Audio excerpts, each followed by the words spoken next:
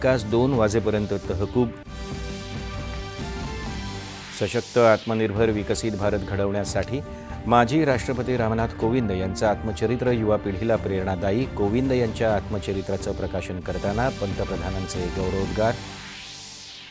देशभरात हर घर तिरंगा अभियानाअंतर्गत विविध कार्यक्रम. उपराष्ट्रपती CP राधाकृष्णन यांनी हर घर तिरंगा विशेष बाईक रॅलीला दाखवला हिरवा झेंडा.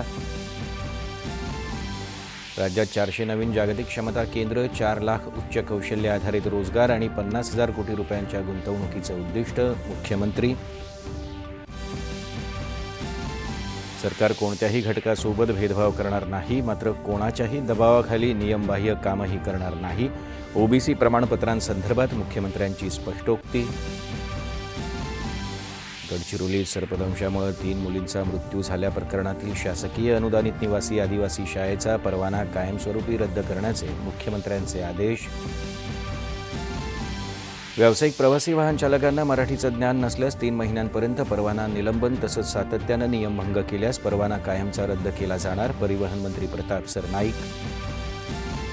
लाल समुद्रात इराण समर्थक हुती बंडखोरांचा सौदी अरेबियाच्या जहाजावर हल्ला, 4 जणांच्या मृत्यूचं वृत्त.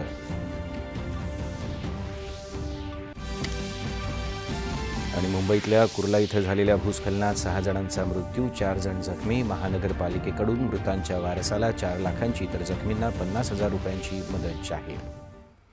नमस्कार. एकच्या बातमीपत्रात मी तुषार पवार आपलं स्वागत